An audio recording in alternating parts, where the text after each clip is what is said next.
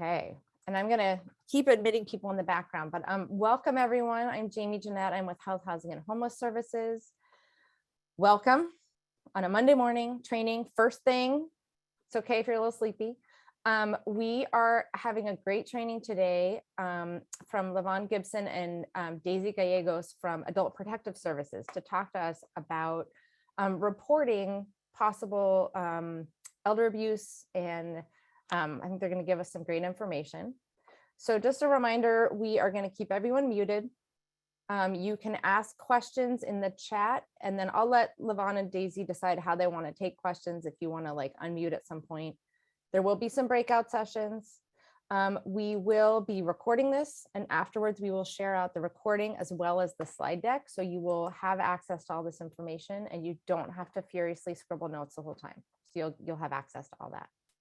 So with that, I'm going to turn it over to Levon and Daisy. And also feel free to ping me behind the scenes if you have any questions unrelated to the training and need help or technical support. Okay. Thank you, Jamie. Hello, everyone. My name is Levon Gibson. I'm the Division Manager for Adult Protective Services here in the county. If you see me looking up, I have like a big monitor with all you here. So I'm looking at you here and then all my notes and slideshows here. So just, I know you're kind of looking at the bottom of my face, so I apologize for that. Daisy, you want to go ahead and share and we can? Yes. Hi, everybody. I'm Daisy. I am the Senior Staff Assistant here at APS. So I'm going to share my screen. Let me know if you guys can see it. Here we go.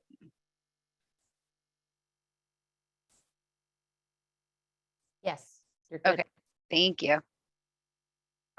Perfect. Once again, my name is Levon Gibson. Pronouns are he and him.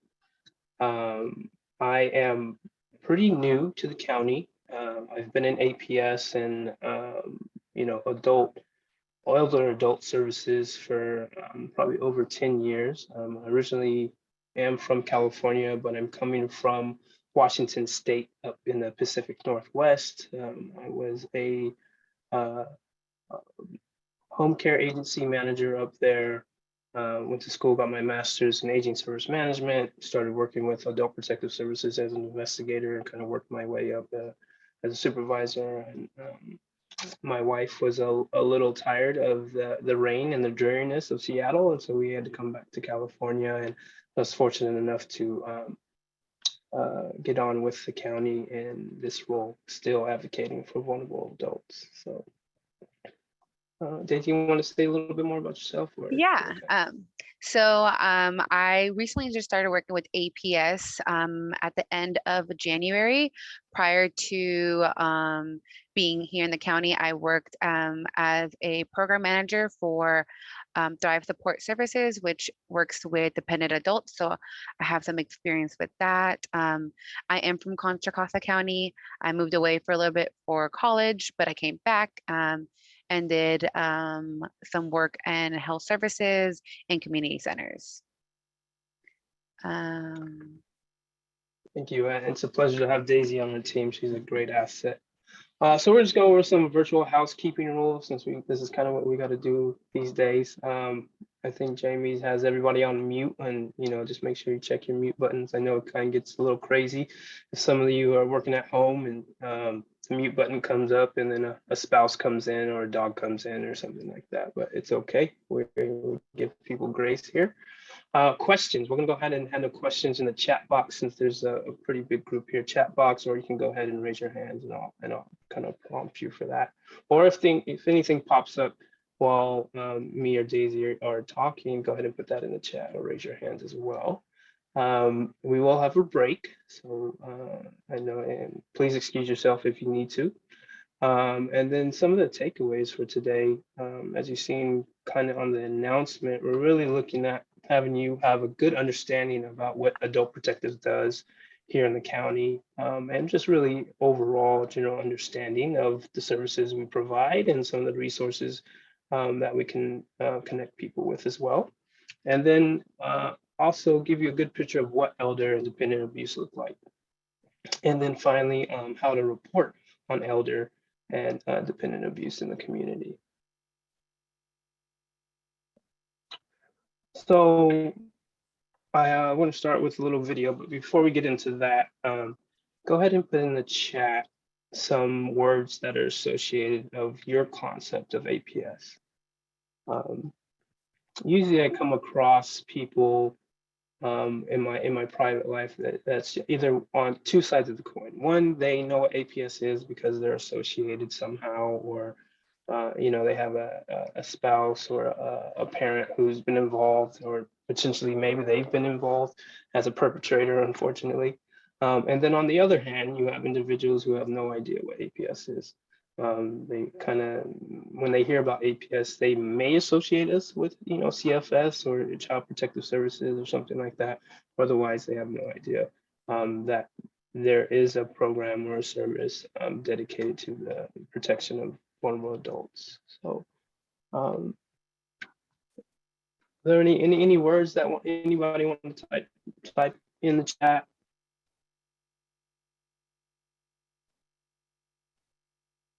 No, it's Monday. There we go. Protecting seniors, great. Safety, yep.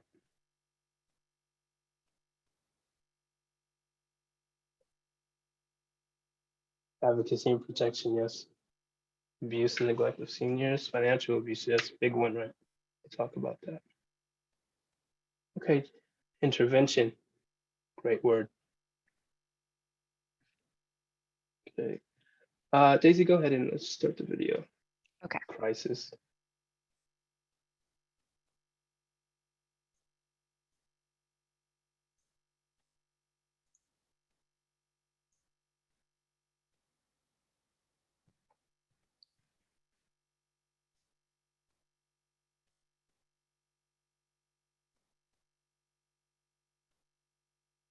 Could you provide an overview of what Can you guys hear the sound? Adult Protective Services actually does? Yes, Adult Protective Services will get a referral for abuse, neglect, financial exploitation. In some states, they even investigate reports of self-neglect. The basic things that APS is looking for is they're looking at my capacity, mental capacity. Do I appear to have the ability to give informed consent? If I'm dependent, in what way am I dependent? Do I need help with activities of daily living, independent activities of daily living? What is it that I can do for myself that I can't do for myself? And as important, for those things that I can't do for myself, am I able to manage that? Am I able to get someone to help me? And then they're looking to substantiate whether abuse, neglect, or exploitation happened. So in that whole package, they're looking at capacity, dependency, and they're looking to investigate abuse, neglect, and financial exploitation. Is there an Adult Protective Services in every state? Yes, there is, in all 50 states. And is that governed by state or federal law? State laws, and it varies, and that's the interesting thing with Adult Protective Services. There isn't a federal mandate similar to what people are used to with Child Protective Services, for example, where definitions are the same and a lot of data collection. So that's why I would encourage people, no matter what state you're in, is to take a look at the Adult Protective Services Act or the enabling legislation to look at that. It varies. It varies on who they investigate. Some, for example, are 18 and older, because it's based on incapacity and dependency, and some are based on age, and some of it is 60 or 65. Adult Protective Services receives referrals from the community, and anybody in the community can make a referral. Adult Protective Service workers go out in the field and they investigate the client in their environment, the environment where they're being abused. So they go out to determine whether abuse is indeed occurring, and that can be through interviewing the person who's allegedly abused, any person in that person's surrounding, neighbors, friends, relatives, doctors. So the interview and the investigation is quite extensive. We work with law enforcement to help investigate this because there's a social service perspective and there's a law enforcement perspective, but we work collaboratively to investigate these allegations. There are clients who have capacity and those are clients who don't have capacity.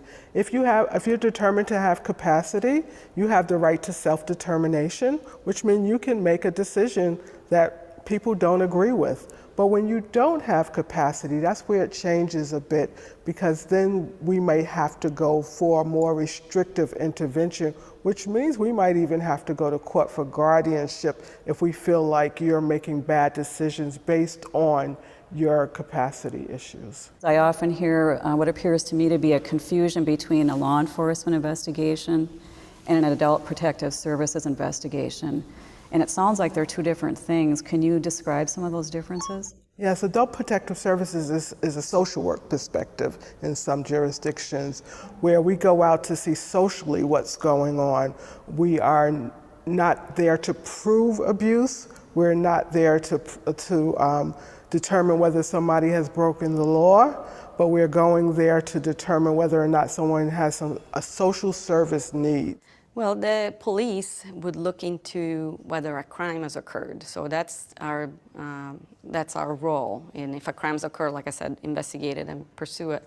While DSHS, or Adult Protective Services, their role is more of a civil investigation. So it would be, for example, if a vulnerable adult has a caregiver and that caregiver has not fulfilled their obligations or is neglecting or abusing the vulnerable adult, then they would have their own civil administrative hearings to try maybe and remove this caregiver. And their track is a civil track, and our track as police is a criminal, whether we are going to have a criminal case or not. We need to do a better job about what we think abuse and neglect and exploitation might be. It may be in an Adult Protective Services statute, but it certainly might not be in the criminal statute.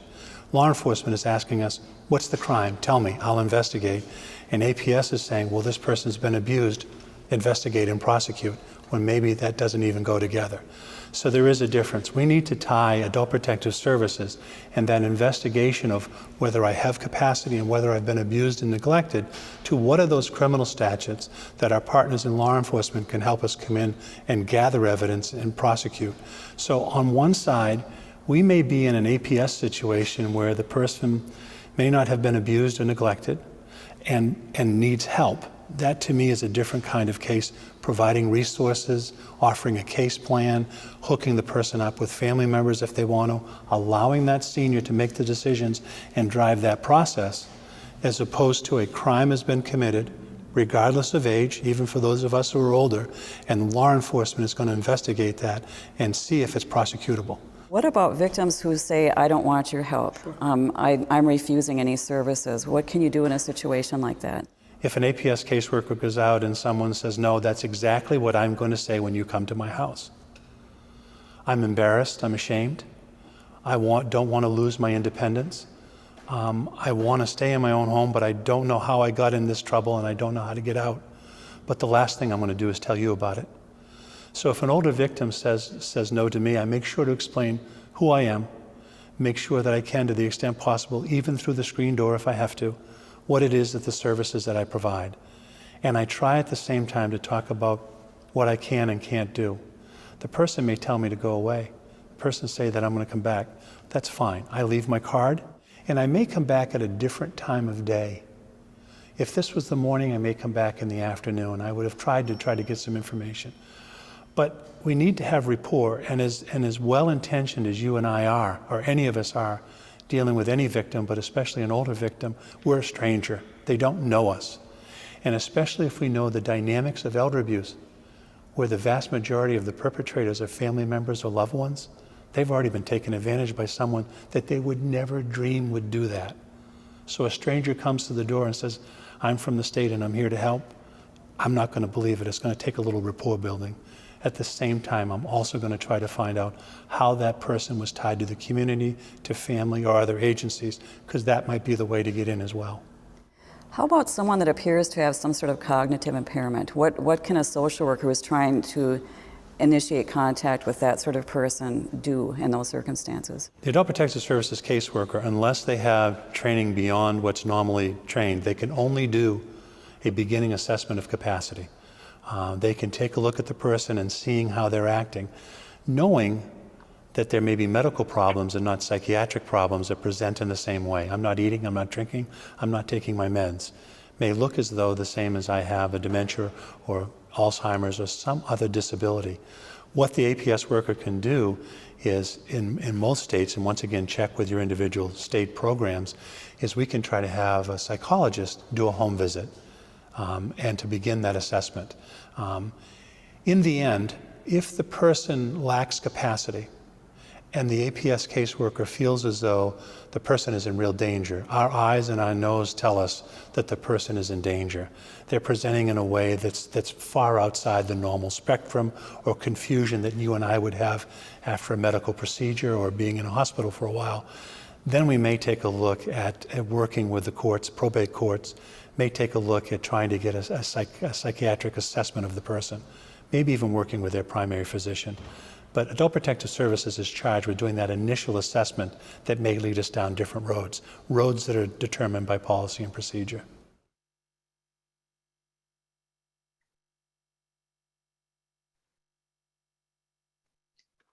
Thanks, David. We go back to the slideshow. Did anyone learn anything, or was there anything surprising that that came from that?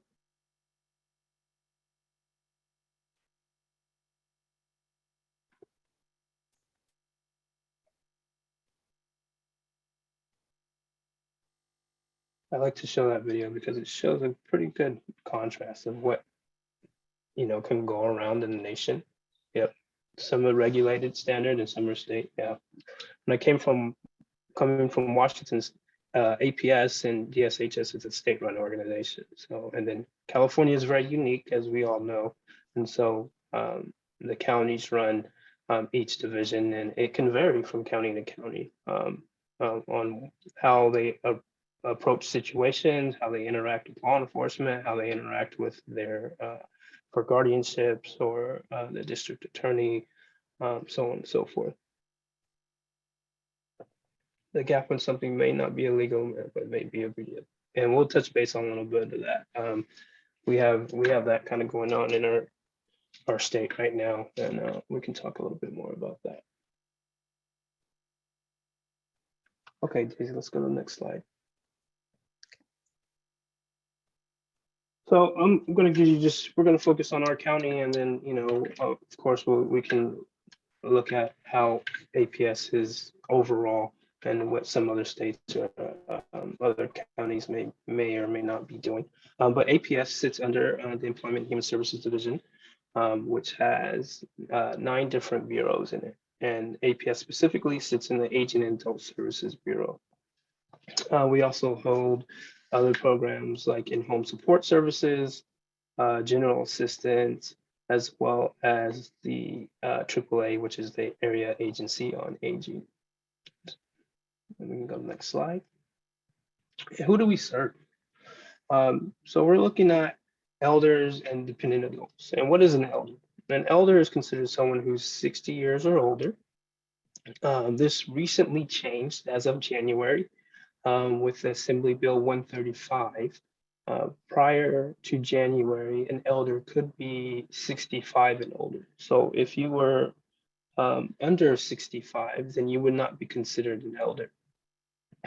They have to be victims of some type of abuse or neglect or self-neglect, and they have to be a resident of the county, or at least be residing or occur in the county at that time. And dependent adults, same with dependent adults. Up until January, it was 18 to 64. The introduction of AB 135 brought that age limit down to 59.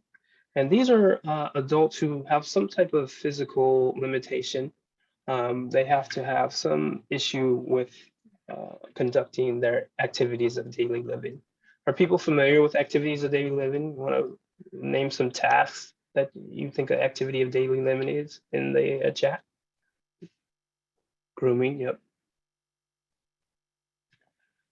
Cooking, showering, eating, taking meds, feeding themselves, yes. Dressing, yeah.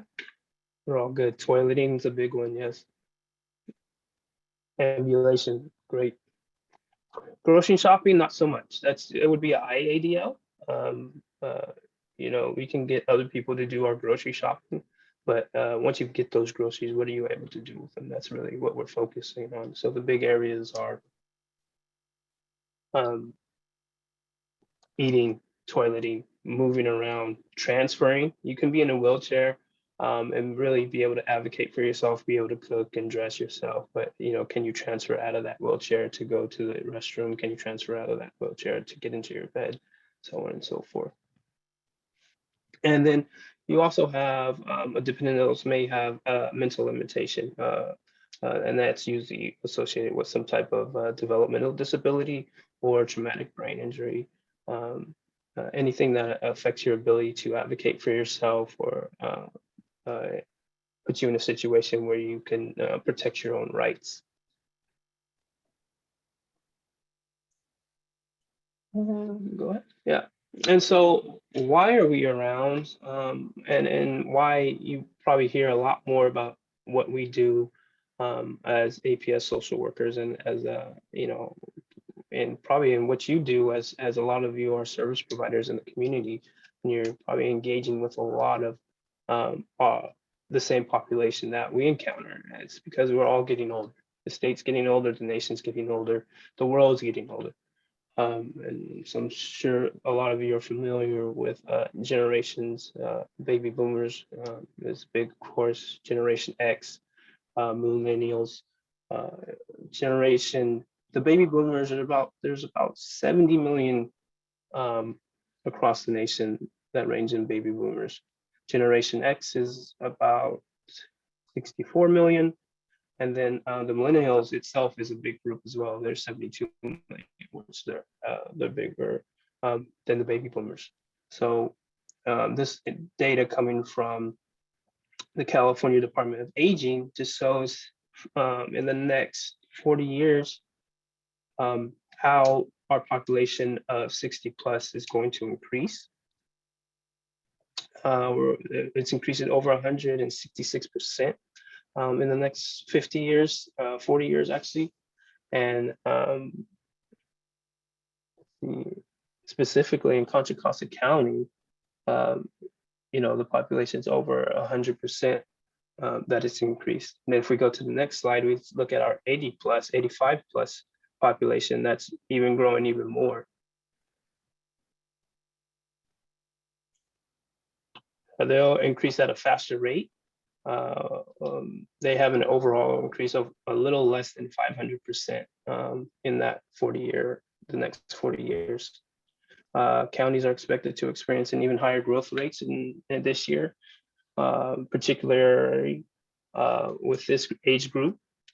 And let's see, California will emerge most strongly between 2030 and 2040, with the first baby boomers reached about 85 to 85 years old. So we're dealing with the quietest generation right now, who are in their 80s, who are at the edge, at the end of the quietest generation. So we're at the very beginning of baby boomers who are starting to enter into their 70s and 80s.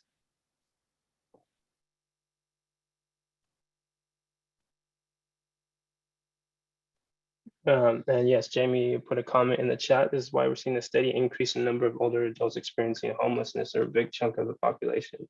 That is true. And we'll also go into what the state is doing to kind of address that.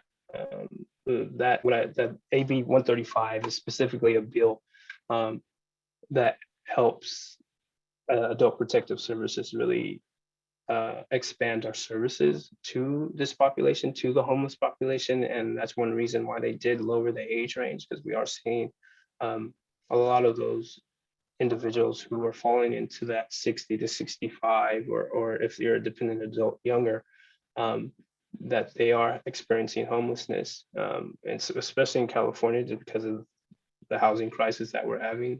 There's a housing crisis across the nation, but with the way that cost of living is in California, it's really hitting our elders very, very bad. So the goals of APS. One of our goals is to provide adult protective services to elders and dependent adults who are unable to protect themselves or express their own interests. The Adult Protective Service Program is to prevent and remedy abuse and neglect, exploitation of elders and dependent adults who are at risk of harm or being exploited. Whenever possible, the Adult Protective Service Program seeks to maintain an elder and dependent adult in his or her normal environment by strengthening his or her capacity for self-maintenance. And the goals may be accomplished through direct provision of APS or by linking elder dependent adults with appropriate community-based resources. So the strength that APS has in this county specifically is our ability to provide services and collaborate with service providers in the community. And we'll definitely go into a little bit more of that as we go through this presentation. Principles of APS.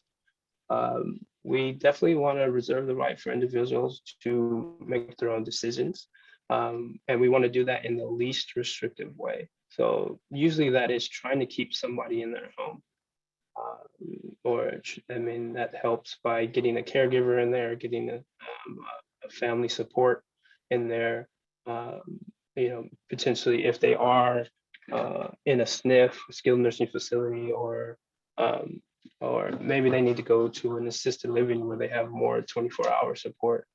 We do want to keep them in there. We don't want to put them in a skilled nursing facility. If they are there, they want to be there temporarily, where they're able to get to a point where they can advocate for themselves physically, or again, get somebody in there who can assist them on a daily basis. What we can't do is force services onto somebody who doesn't want to. And the video kind of talked about that. If we go to a home and we knock on a door, they don't have to let us in. If they see us, we definitely want to try to build that rapport and have a conversation with them and address whatever concerns that were reported. But if they don't want to talk to us and it seems like they don't have a need for us or have any reason for us to have any reason to think that they may have some type of lack of capacity, which is a good thing or a bad thing. We show up to people's homes and it might be a good day and they're dressed and they look appropriate for the day and they're communicating properly and they say thank you but no thank you. That's why we usually go out a minimum of 3 times. We try to go out at different times of the day and in different situations, just to make sure that what we're seeing is consistent. Again, we might see someone in the morning and they might be great in the morning, but in the afternoon, we might have some kind of decline and not be able to communicate appropriately or show some signs of lack of capacity at that point, where we have more of a reason to kind of step in and intervene. We do not remove people from the homes. A lot of people get us confused with CFS. We do not have the ability to take somebody out of their home. So if there is a reason, even if we show up and a person is, their home may be falling apart, it may be a hoarded type of situation, but if they do not want to leave, they don't have to. The best situation for us is that we may contact law enforcement, and law enforcement might come out and put that one person on a 5150 hold where they have to go to the hospital. But at that point in time, that's the only way someone can go in. If someone could have a weeping wound or a pretty bad medical situation, but unless they consent to the ambulance taken to them to the hospital, they do not have to go, and that's the same with APS. We do not provide services that we don't have access to. So housing is a great thing that we've recently gained access to. Prior to I think 2018, and in a lot of other states and a lot of other counties, housing options were not accessible. And so with the housing, the lack of affordable housing, again, the governor and a lot of other states and counties are putting the funds behind supporting people and putting them in better housing situations and having housing navigation. And again, we'll talk about that a little bit later. We don't have the ability to enforce the law. In the video, you heard them talking about there's situations where you have law enforcement statutes, and then you have APS statutes, which could be in direct conflict or not support each other at times. So we're really there to really just provide services and try to leave the person in a better situation where they found them. We try to have a really strong relationship with law enforcement. We have a couple tools, as in people, collaborative efforts that help us kind of navigate that arena. And then when you yourself or someone in the community reports an allegation of abuse, neglect, or self-neglect, your identity as a reporter is protected by the Welfare and Institutions Code of 15633.5. So we can't guarantee confidentiality, especially if it goes to court. A judge or any body of law can, and if you have to appear in court for serious situations, they can call you into court and have you testify. But for the most part, when we go out and see somebody, we don't acknowledge that the report came from a specific person. And so a lot of people are concerned when they report, like, I don't want to cause conflict. I don't want to lose my job. I don't want to, this is my father who I just gained a relationship with because we haven't had a good relationship with. So if we found out that I reported him because of this, it could harm the situation. And we don't want to do that. One, because again, it's protected by law. And two, that person may be the only in that we have for providing services for an individual. And now we're going to talk a little bit more about specific allegations, and I'll have Daisy take over. Yes, thank you. So I want you guys to put in the chat, what are some allegations you think we receive here at APS? And what are the highest reports of allegations and why? And then we'll review those allegations. I'll give you guys a few moments to add on the chat. Yes, financial abuse, neglect, verbal, yes, verbal and mental, physical. Yes, adult children taking advantage of their parents, self-neglect, neglect, thank you. Dementia-related concerns, yes. Perfect.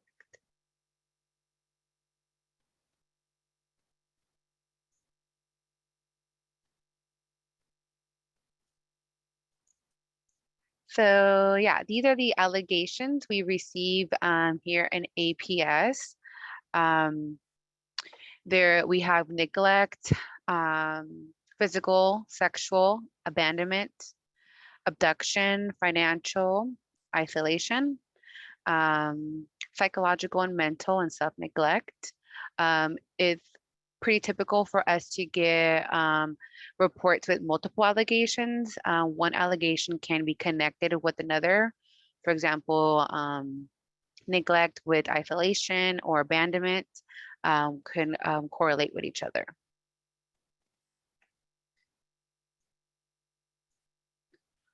Self-neglect is when a person is unable to care for him or herself due to a physical or cognitive impairment.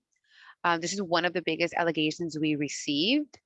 If someone is neglecting themselves physically, that is when they're not taking care of their personal hygiene, lacking food, clothing, or shelter. For medical neglect, that would be if someone is not taking care of the physical and mental health care needs. For health and safety hazards, that is when someone is at risk of suicide or have an unsafe environment, like seen in the picture, if they have some challenges with hoarding and they are living in very unsafe environment. And then lastly is financial self-neglect. If they're unable to manage their own finances, they are not paying their bills on time, or they are, maybe giving out their debit or bank information. Maybe they need someone to take over those responsibilities. So these are some very common self-neglects that we get. Physical abuse, we have here some indicators, kind of what to look out for. Something that to look out for, and it's considered physical abuse, is when someone is being under over medicated. If they have unexplained or inconsistent explanations of how they got a fracture, bruises, welts, cuts, sores, or burns. If you see that bruises and injuries are at different stages of healing, and again, they don't have a good explanation or a reasonable explanation on how they occurred. If medication is being used to restrain a victim, and if they have fearful reactions when you ask them about certain situations, or you guys are discussing an individual, and you can kind of see their demeanor when talking about these situations. You guys do not have to have been told verbally or witnesses. If you have any suspicion that this is happening, we can always report it to APS, and then that's when the investigation can occur.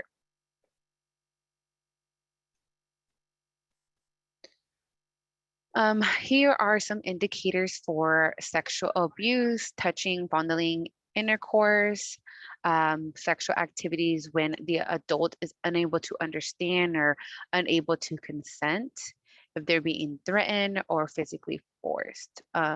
Texting and sending unwanted pictures can also be considered sexual abuse.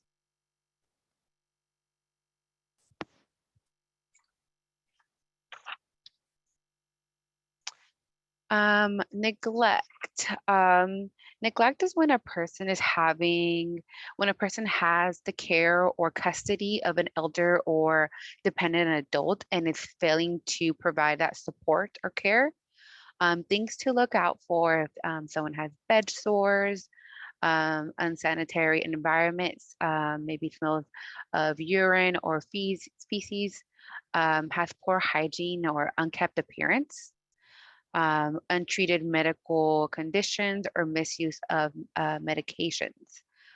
So it's the responsibility of a caregiver or maybe a family member that has custody or is taking care of this elder dependent adult to support the individual, and if unable to support them, have someone else take over that responsibility. So financial abuse is another high allegation that we receive. Financial abuse is the illegal or unethical exploitation and or use of elders' funds, properties, and other assets. There are two types of financial abuse: individual, being perpetrated by family, friends, caregivers, someone they know, or scams. So being perpetrated by a stranger or group of people that they do not know and or have not seen them face to face before. Here are some indicators to look out for when you suspect financial abuse. If there is some unjustified selling of property, if there's missing or stolen money or property, usually financial institutions are able to see that when they see unusual activity. If they are increased or unusual withdrawals from liquid assets, if there is some changes in legal documents, disconnecting utility bills. So typically if there is someone who is responsible for their finances and they're not taking care of their utility bills, that's something to look out for.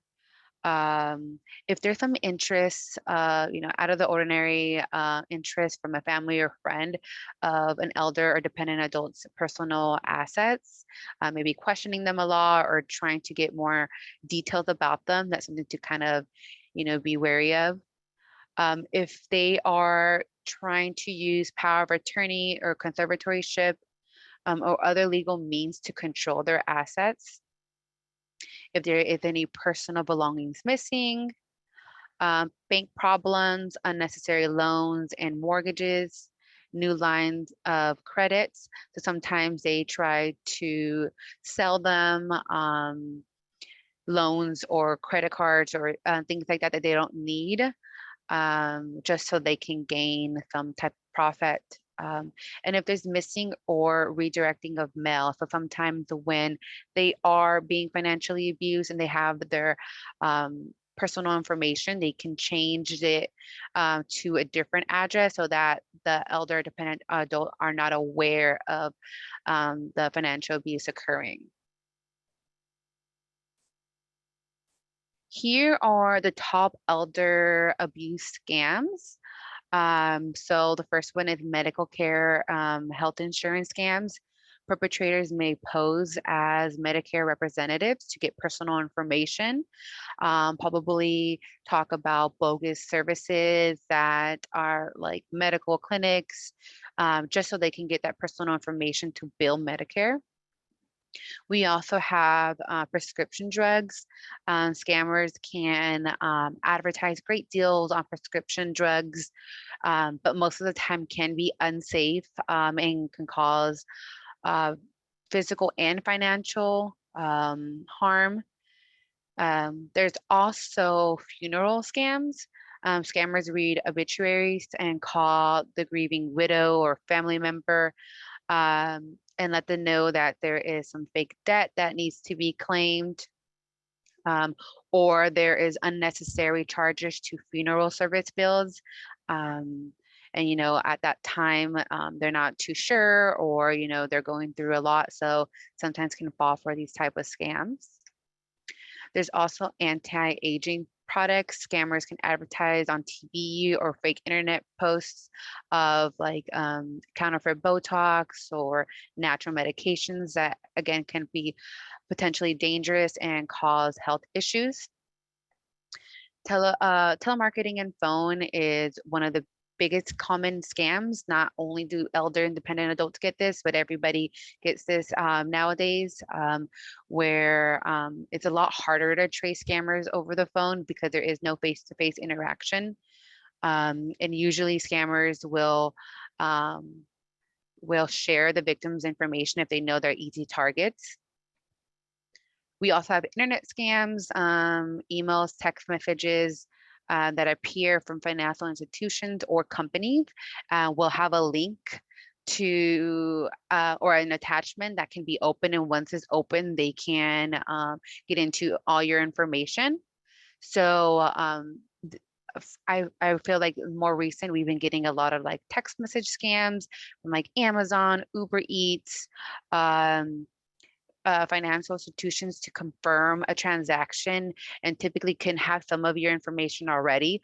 But when you click on the link, they're asking for like your debit card information, your credit card information, social security information. So those ones are definitely very popular and common. And I think it's important that we reinsure elder independent adults to not click on these links and call the number that they know of from these organizations, and making sure that they confirm before responding to these messages or emails. Then there is investments. These typically are schemes like pyramid schemes, oil and gas schemes, a prince looking for a partner to claim inheritance money, or any financial products that are offer high profit, no risk, or must act now to gain this great investment.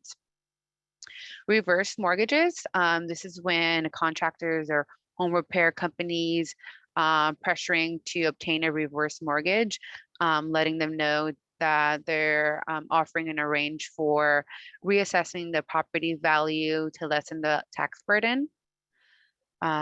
We also have sweepstakes. So scammers will call a victim, letting them know that they won $1 million or a high number of funds, but they have to pay the insurance, taxes, or shipping and handling up front, and then they would send them the money. They typically force the victim to wire the money, send them a check or a money order, overnight them. And then lastly, we have a grandparent scam.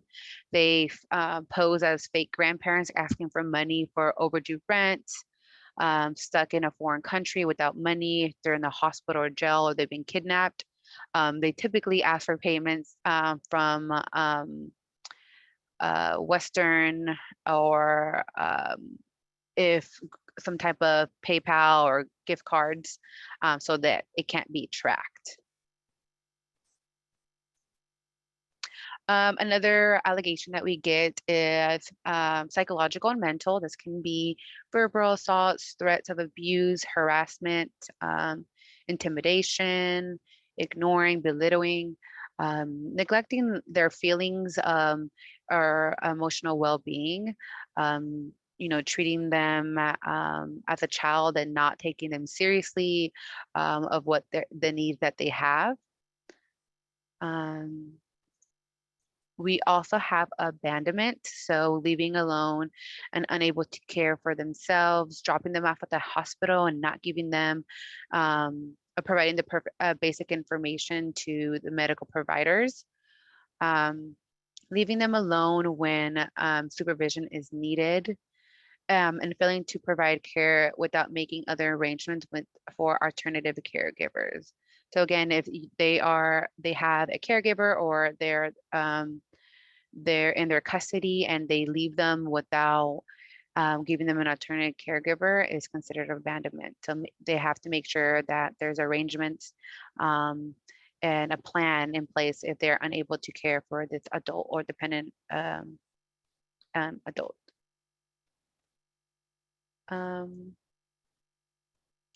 Isolation. So preventing an elder or dependent adult from having contact with family or friends, or concerned person. Maybe a neighbor is concerned for them, and there's someone preventing them from talking to the elder or independent adult to see if they're okay. That could be considered isolation. If they're restricting their mails and calls and turning away visitors, and locking an elder and dependent adult in a room or in their home and not letting them out, especially if they're maybe physically unable to get to the door and they're leaving them in a room, that is considered isolation. And then abduction is the removal from California, restraining from returning, and if they lack the capacity to consent to these things. Here are some statistics of the APS reports that we got from 2019 and 2021. Due to COVID, we had a high number of reports for self-neglect. This was a time, kind of still is, but primarily more in 2020 and 2021, where individuals weren't getting too many visits from guests and weren't able to go out in the community. So there were higher chances of them, being in a self-neglect situation because they're not getting that support from the outside community. We also had a high number in self-neglect reports. Financial reports. I think there were more opportunities for scammers to get a hold of people over the phone or online, because that's the only type of communication people got when being stuck at home. The top cities with the high elder and dependent referrals were Concord at 603, Richmond at 585, and Antioch at 527. Concord had, out of the 603 reports of abuse, 217 were confirmed, 135 were financial, and 291 were self-neglect.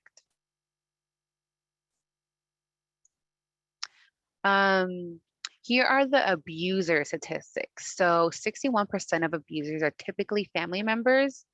They sometimes have no personal income. relatives who have problems with substance abuse or gambling. Then we have friends and family, new acquaintance, caregivers, can be paid or unpaid. And then the other is unknown individuals from scams. Does anybody have any questions on these statistics?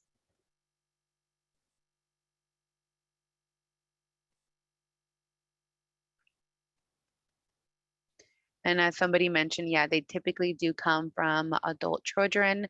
Sometimes they're not even aware that they are abusing their, you know, parents or dependent adults. It's just something that they have been doing for years, or it's the norm for their culture. But again, it's important that people get knowledge of what that looks like and get the proper support.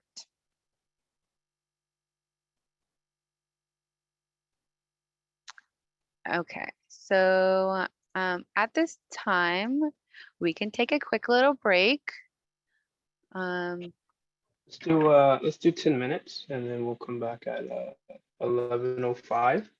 When we come back, we're gonna do a breakout room activity.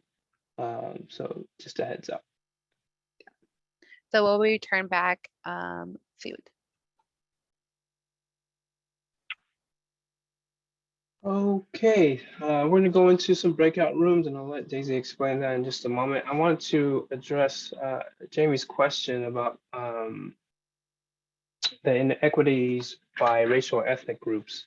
I mean, I would say nationwide and even within our county, you see majority of our reports are individuals who identify as white, and then you know, there's a severe drop off for individuals who are Asian or Black or identify as Hispanic or Latin.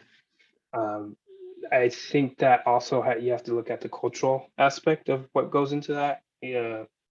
Individuals typically who report, you know, we look at those abusers or people who find out about abuse is usually associated with their family members. So, you know, a lot of cultural aspect where you don't want to report issues with the family outside with the family, right?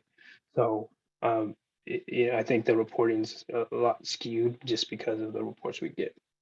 So there is a big push to kind of increase that for, you know, increase the knowledge and awareness of what we do to those cultural groups so that we can really start to fill the gaps as far as ethnicity groups are concerned. Go Okay, ahead, Daisy. Sorry. yeah, no worries. So we are going to be breaking out into groups to answer these 5 questions. I'm going to be putting some scenarios in the chat, and you guys can talk among as a group, kind of answering these questions. There are going to be about, I think, 6 scenarios. I'm going to enter them in the chat. Will be broken down just because they are a little long. So just bear with me while I enter those now. Let's see. And we're gonna do 10 groups, so it'll probably be 7, 8 people per group. If you would just kind of pick a spokesperson when you get in your group. And with the 6 scenarios, you know, there will be at least 2 groups with the same scenario. So, and we'll look for volunteers when we come back, just kind of talk about what they think, and we'll kind of just work through each scenario. And I'm just copying that last one here.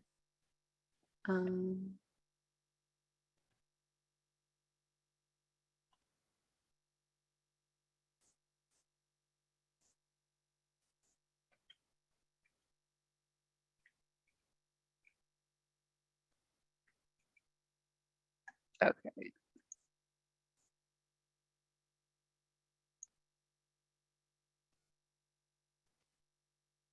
Okay, we're ready?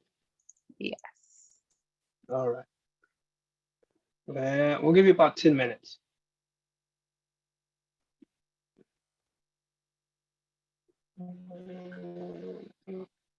Rooms are open. Feel free to join.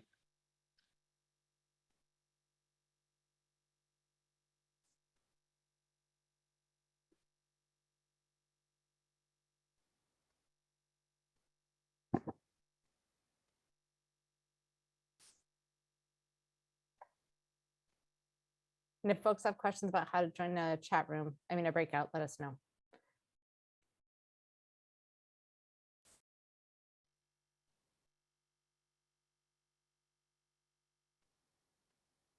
So there's 7 rooms, looks like. Oh, Hopefully they can see all the questions. Yeah, I'll is it put the- possible to put those in the chat? Yeah. Yeah, absolutely. Let me do that now.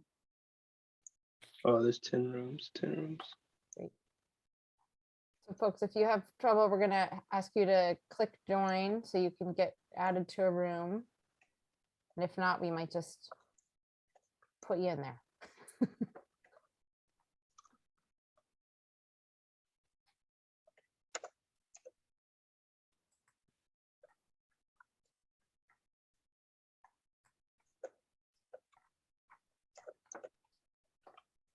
So I see a bunch of folks that are still in this room. Have you, I'm wondering sometimes if people have like called in or logged in separately. For the folks that are still here, maybe they're not back on from break. Want to see what's going on.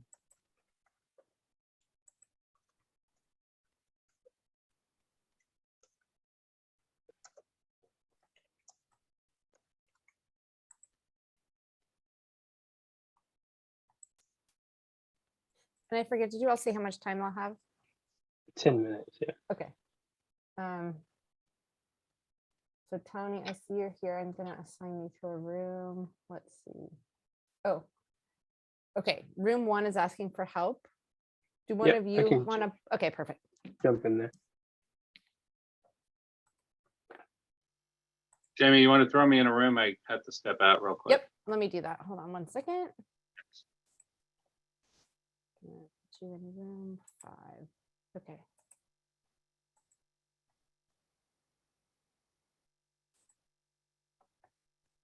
All right. So I see Victoria, Susan, Stacy, Sandra, Ruben, Leticia, Lakeisha, Kevin, Jacqueline, and Betty, and Andrea still in this room. Are you guys actually here?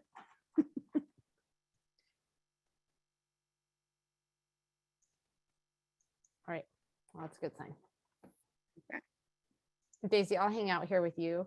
Okay. And if I can't see if people need some assistance, but I can Okay. definitely jump in a room if they need me. Okay, did it pop up for you? Like somebody said from room 1 they needed help and it popped up. Did that Not- show for you too? No, I think it did for Lavon, but I didn't get that. Okay, let me make sure you're still, I think you're still, yeah, you're co-host. Okay. Okay. I'll just And then keep an eye out. And then they can get the questions that I added on the chat, correct? They should be able to, yeah. Okay. So the other thing, do you see the breakout room? Do you have the breakout room? That are in progress? Yeah, like Yeah. Okay, so you can, so there's like a broadcast message to all. So there's, if you Oh. do that, you could also drop that in there. Okay, I'll do that as well, just in case. Yeah.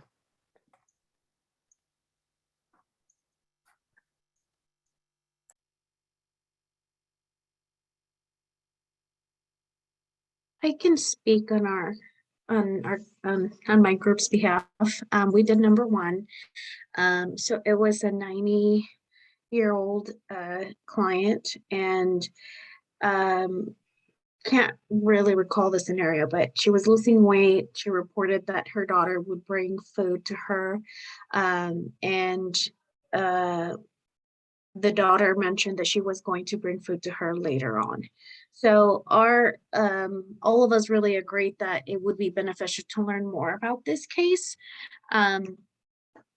It specifically, was this a one-time event where the client doesn't have food, right? Are there any other health issues why the client is losing weight? Are there any financial issues onto potentially why the daughter is not able to provide food?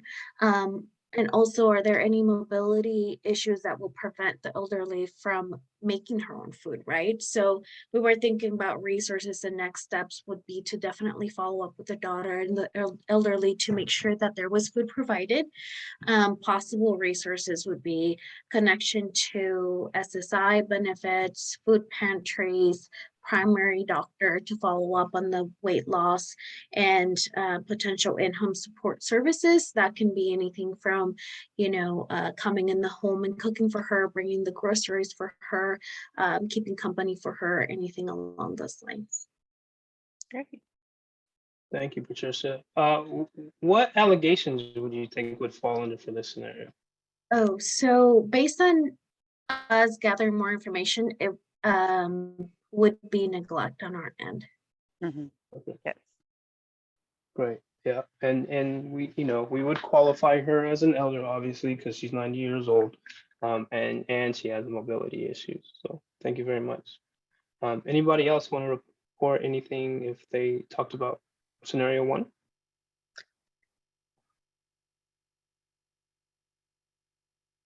Okay, talk about scenario 2. I'll read it so we have some clarification. A 78-year-old male goes into a bank, states he needs to send a wire for a bill in Utah.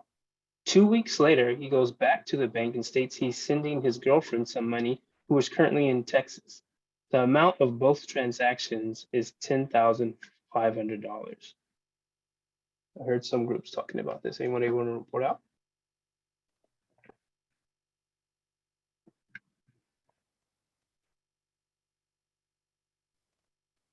I can go ahead and speak about this. This is group 7 here. So this particular situation was a little unique. Myself, I come from a financial institution prior to the mental health field. So I shared, of course, the victim is an elder dependent adult. When it got to the would you report, that's where we kind of talked about it. And I brought up a situation where in my field or in my previous field, I had spoken to a gentleman who I knew was getting scammed, was sending money to a supposed girlfriend. And when I confronted the individual and just said, hey, do you know this person? Have you taken pictures with this individual? Because of course the person is usually going to say, oh yeah, I met them. I know who they are. We talk on the phone every day, so on and so forth. But when I said, you're being scammed and unfortunately you shouldn't be sending this person money anymore, they did say, well, I worked for my money. I've lived long enough. And if this person's willing to offer me companionship, I don't care where my money's going. It's my money anyways, or something along those lines. So in that scenario, of course, we would want to pull the individual to the side, just say, do you know this person? Talk to him, ask him the normal questions we would ask.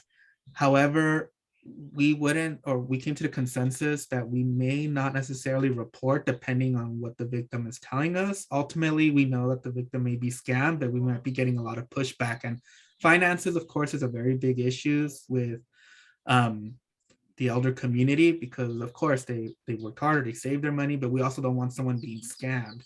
So the allegations here would be that, of course, they are being scammed. It's not someone who they say or they believe it is. We would want to provide this information that they're sending money out of state. That's a red flag, 2 different states, and that the amount is $10,500. And we can provide them all of the resources necessary, or hey, you might be scammed, pamphlets, so on and so forth. But ultimately, the person might still find a way around that and still try to send money, whether if it's not with one of us, somewhere else, MoneyGram, crypto, so on and so forth. So would we report it? I guess it depends. I know, very vague question, but that's what we led to. Thank you, Alejandro. I appreciate that. Anybody else have any feedback?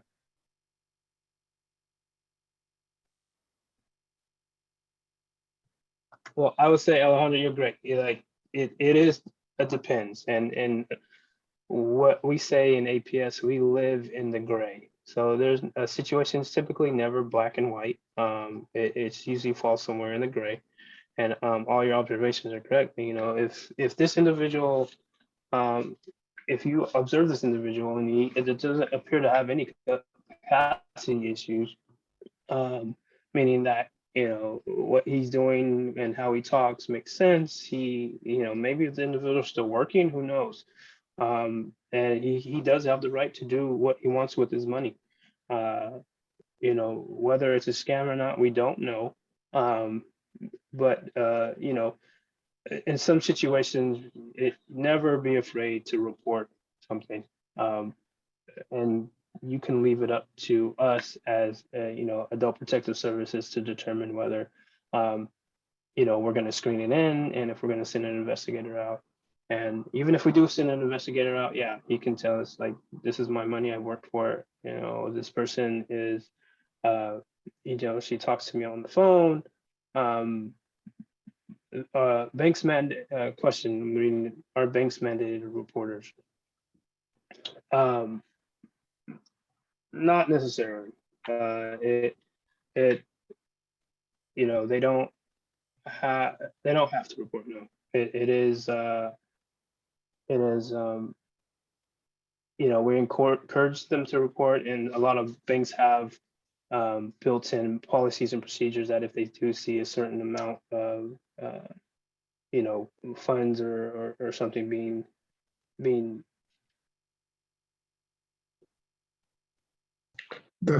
That's actually a good question, Mr. Gibson. Yes, that is a good question. We're kind of undecided in group 2, but we came up with the idea to definitely report it, even though it's a lot of areas that really we don't really know if he's financially well off and he has funds, he has the money to do that. We don't know that, right? If it is a girlfriend situation, or did he meet the young lady online? So it's a whole lot of gray areas in that. But at the end of the day, reporting it is what we came up with in group 2 for that particular scenario. Good. Those are all good.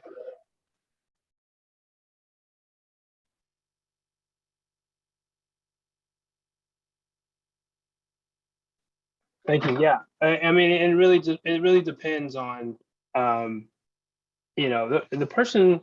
It could be a scam, and it could be a scam to everybody else. The person lives in Florida, male or female, and they say they've never seen this person, but they talk to them on Facebook, or Instagram or text message, anything like that. But it's still really an issue of capacity. If this individual does not have a capacity assessment stating that, this person doesn't have the ability to make financial decisions, then it's still up to them to make those decisions. And if it's a bad decision and it's a scam to everybody else, there's no one who can necessarily stop that unless that person chooses to have like a durable power attorney assigned to someone who can make financial decisions, or again, if they're deemed by a medical professional that they're unable to make these types of decisions.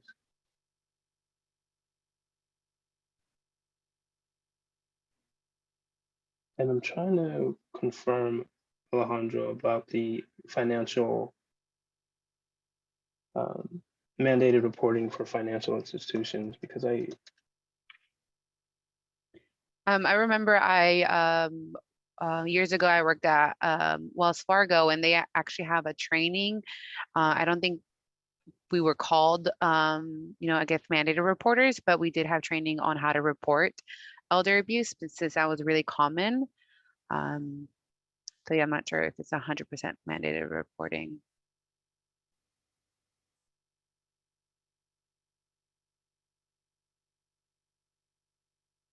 I could review number 3 while you look that up, Lavon. Yeah, it looks like in 2005. In 2005, it was changed that mandated reporters, financial institutions are mandated reporters. So let me correct myself on that. So number 3 is a 47-year-old male is diagnosed with mild intellectual disability. He receives Social Security benefits and knows how to use public transportation. He lives with his mom and tells you that she was out of town and left him with no food. Is it something that would be reported? And if so, what would be the allegations? Yes, so we were group number 3. When we read this, we thought that maybe he would fall into the category of a dependent adult. And I think we said no at the beginning for, whether to report it, because it sounds like even though he does have a mild intellectual disability, he might be a functional adult who's able to use transportation and go to the store and buy himself food if he needs, or buy just the basic necessities, and he does have income as well. But I think it also depends how many times his mom does go out of town, and if she does leave him alone more than once, maybe that can be something that could be reported, and the allegations would fall under neglect and abandonment. His mother's neglecting maybe the fact that he needs someone to go get him food. He's abandoning him for a number of time, and leaving him alone to kind of navigate his needs alone. Yeah, so I think it would depend, but for the resources that we would recommend, we said that maybe if he needs someone to kind of bring him food, if he does qualify for programs such as like Meals on Wheels, or maybe get connected to the food bank, so he could get certain foods delivered to him at certain times during the week. That way he knows he has that at home, and he doesn't have to kind of go out of his way to use public transportation. And also, if the mom does leave out of town more than once or more than twice, maybe get a caregiver to come in during those times to help the man kind of navigate during those times. Yes, perfect. For the most part, a person with a mild intellectual disability could be high functioning, and if they receive Social Security benefits and knows how to use public transportation, maybe providing them resources of learning how to do those things independently. But again, like you said, Elizabeth, if this is happening pretty frequently, and he relied a lot on his mom to do these things, it's just providing him with the proper resources. But it's possible that he would get referred out if they do an assessment and realize he is high functioning and able to do that on his own.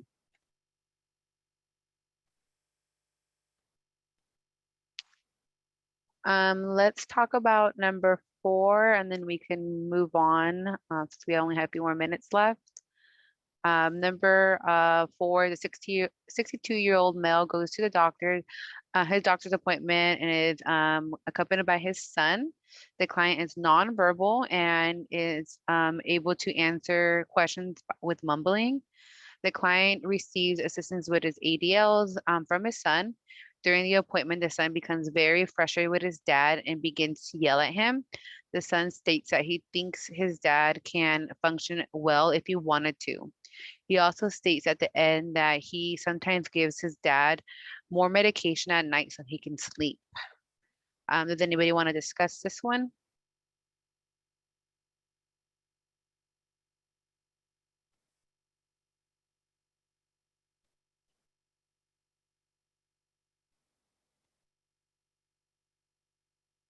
Let's talk about it real quick. So 62-year-old male that was put yes, in. I was in that Oh, group. I'll discuss it.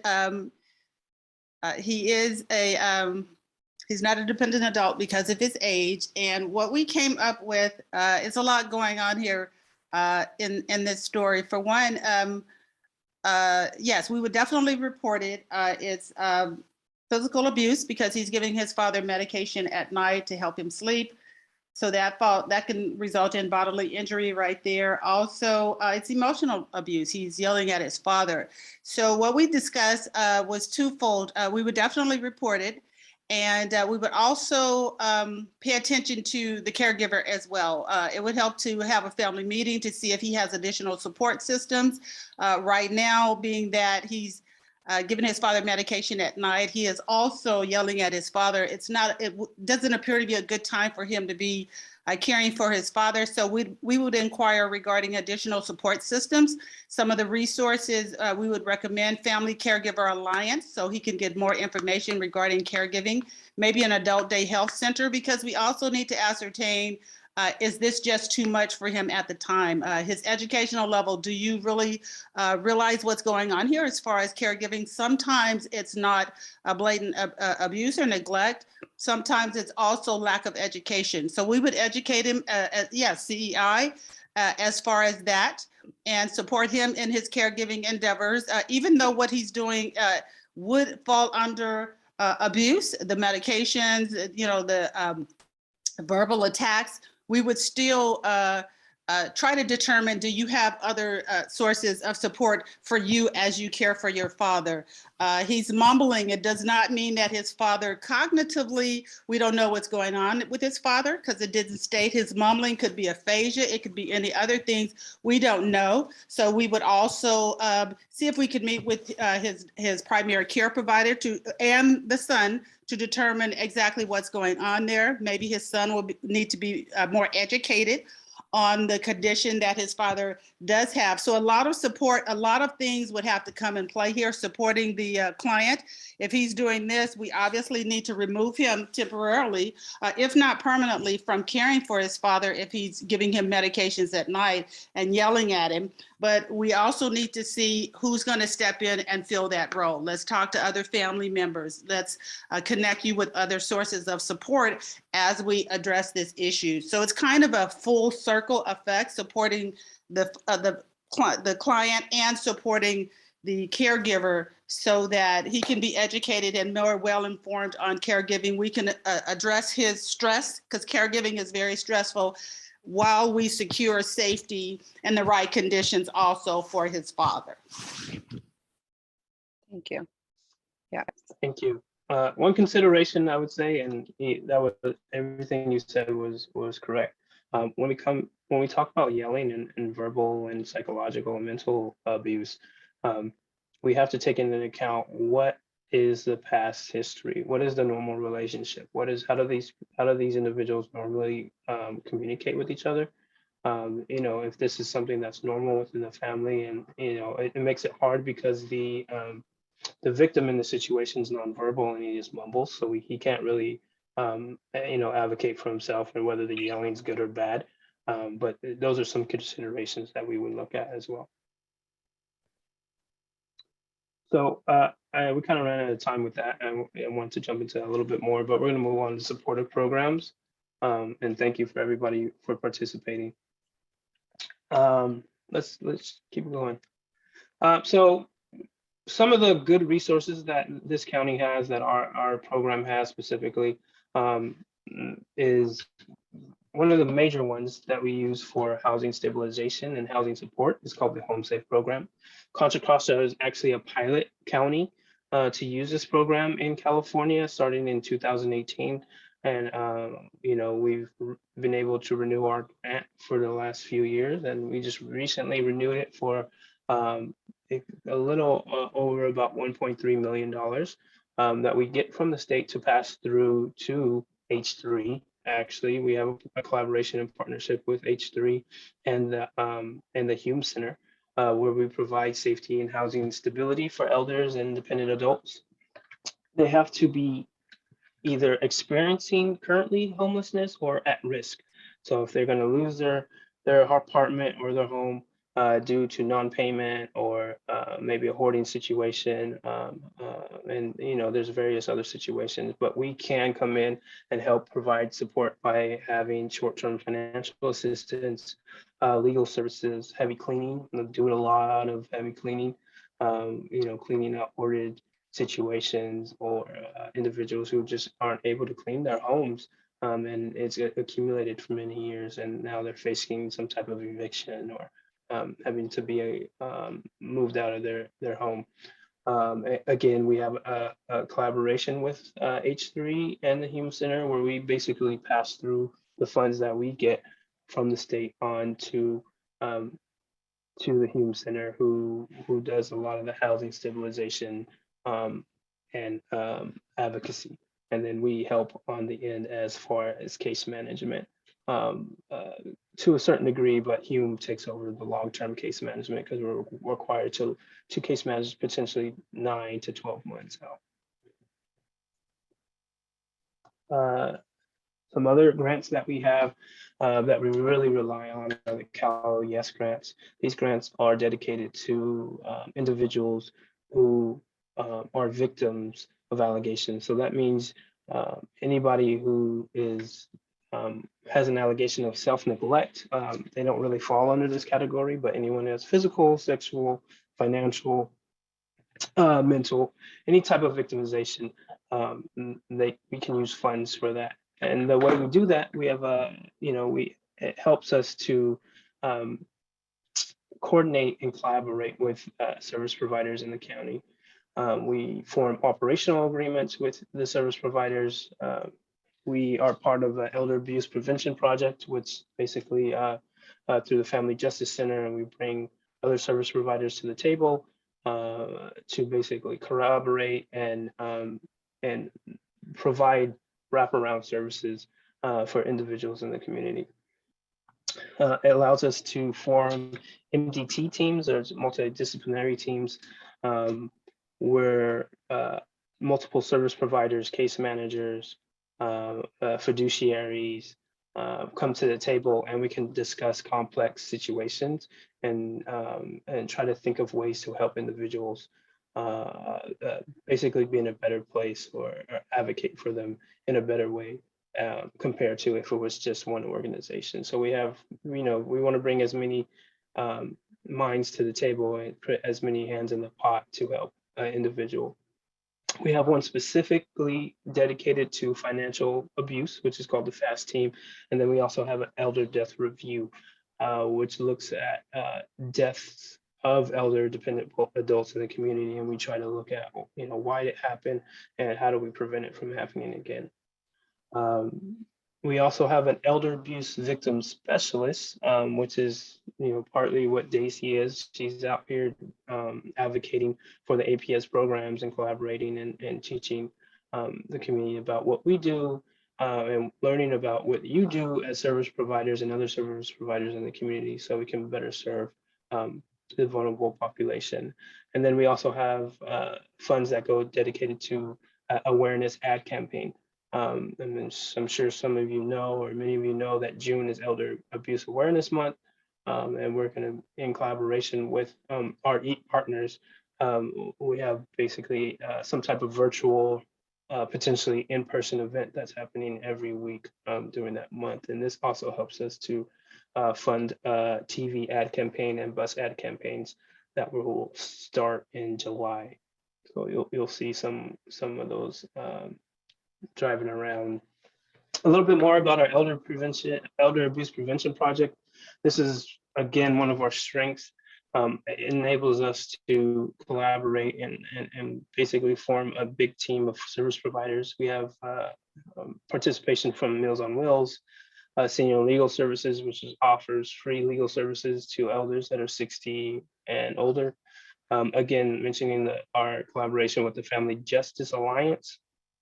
One of the biggest tools and assets that we get from them is access to a forensic accountant, Kenneth Tam, who is also embedded with the DA's office. He can look at financial records, any type we have complex, estate situations. He can kind of do a deep dive into those records, and then he can also coordinate with local law enforcement. Sometimes law enforcement is, too busy, or they don't really do a deep dive on some of these financial abuse situations. So Kenneth is good at advocating for those individuals and getting law enforcement on board. We also have partnerships with the district attorney, Diablo Valley Foundation for the Aging, which helps with payee services, or financial education and literacy. And then also the county ombudsman, Empowered Aging, and if you don't know, Empowered Aging, they do investigations of allegations of neglect and abuse within licensed facilities, while we take the community perspective. Go ahead, Daisy. Daisy's gonna touch base on mandated reporting. Yes, so we'll be discussing when to report to APS and what should be on the report. When to report. Any mandated reporter who is in his or her profession capacity or within the scope of his or her employment has observed or has knowledge of an incident that appears to be abuse or neglect, or was told by an elder or dependent adult they're experiencing some behavior that relates to abuse and neglect, should be reporting. You could report via phone or online immediately or as soon as possible. But if you do report via phone, a follow-up written report should be made within 2 days. Here we would be discussing what are the most important pieces of information to include in the report. So that would be your name, the name of and the age of the elder or dependent adult, the suspect abuser's name and information, the present location of the elder and dependent adult, family members and addresses, just in case that needs to be involved in the investigation and or know the relation between the elder through the victim and abuser, other parties responsible for the elder and dependent adult's care, the nature and extent of the elder's or dependent adult's condition, the date, location of the incident, and any other information. So if there's any weapons in the home, anything to be concerned when making that first initial contact. If there is a like hostile environment, any of that information would be very helpful for the social workers going out. Failure to report does have some legal consequences. It could be up to 6 months in county jail and or $1,000 fine.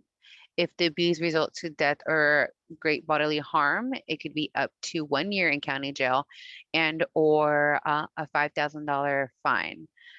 Failure to report can be a result of a misdemeanor. To make a verbal report, you can call 24 hours, 7 days a week. If you're calling through a cell phone, you can call 925-206-4179. And if you're calling from a landline, you can call the 1-877-839-4347. If you have a written report of the 341 or 342 report, that can be faxed over to 925-602-4195. This is kind of an example of a APS intake narrative. So when you are calling via phone, this is what the APS intake are sending out to be evaluated.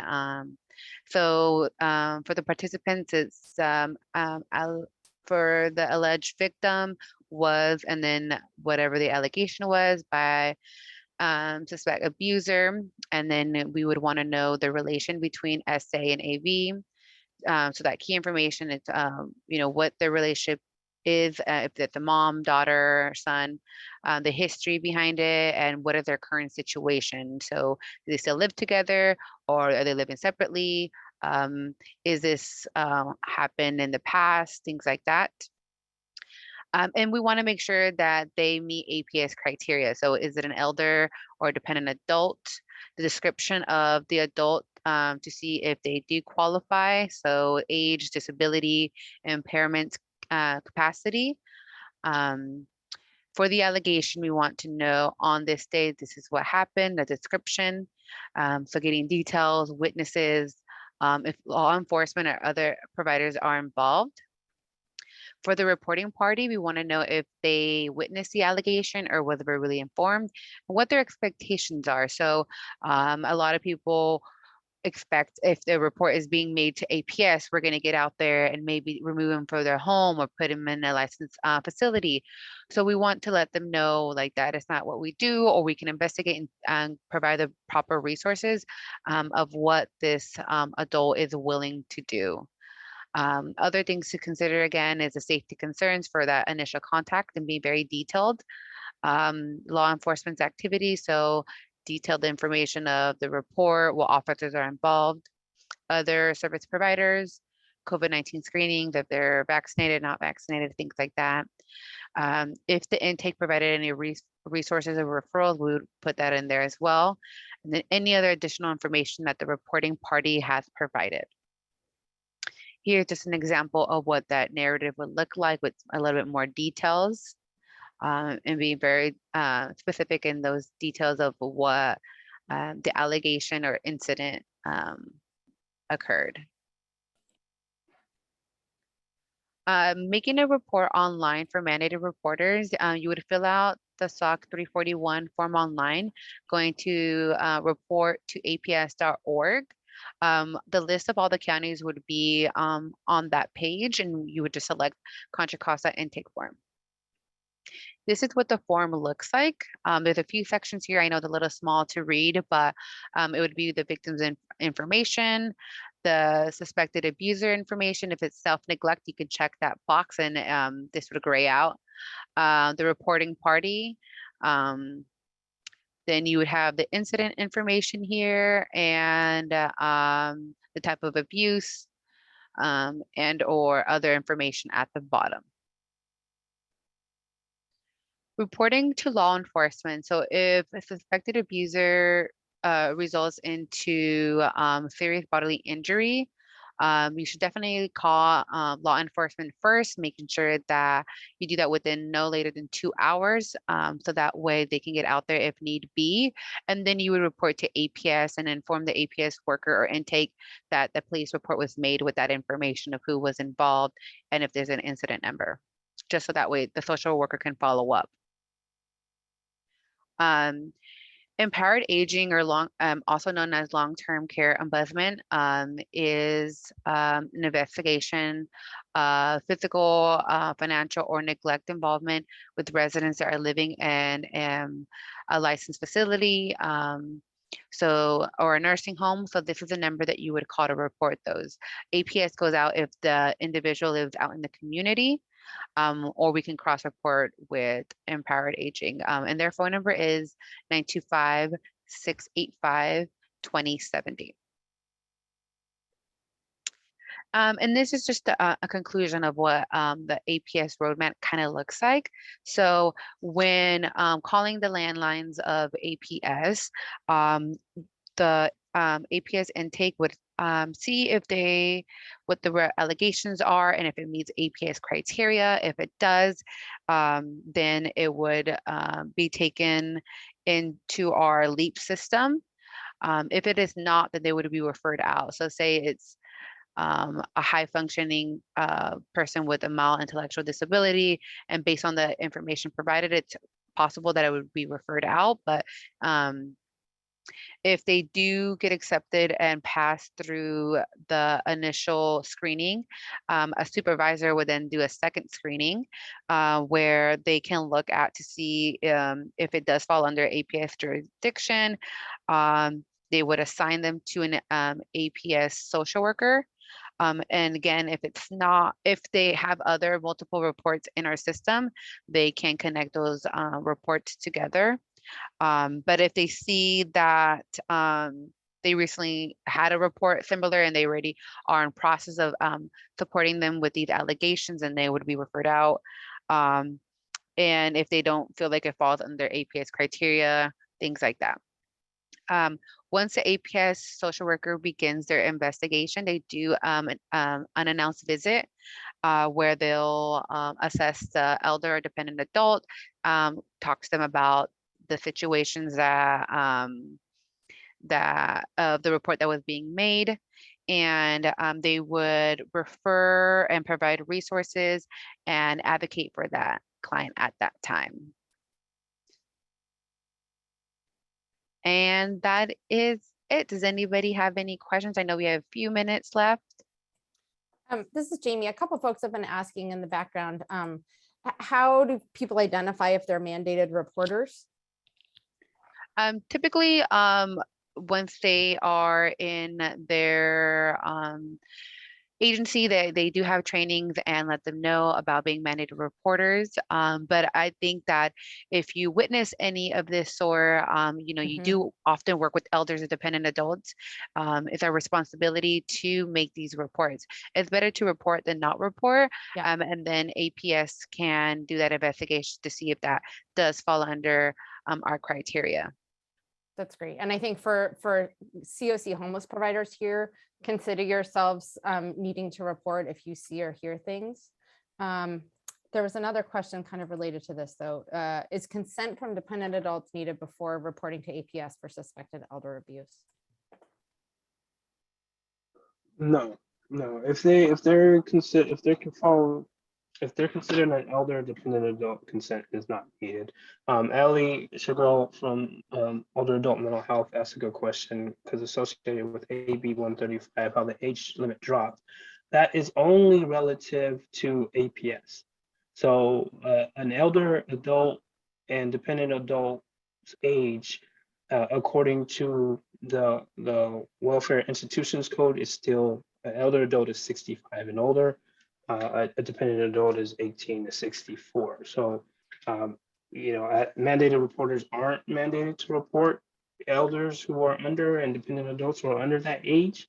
It's a little weird just because they pass AB 135 in effort for protective services to try to take some more of those reports, but those changes are not reflected in the state laws at the moment.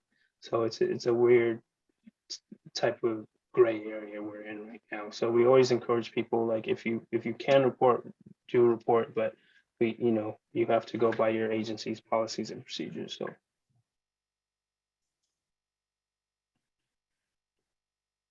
I just want to flag that we're at time. I really, really appreciate you both coming and doing this training.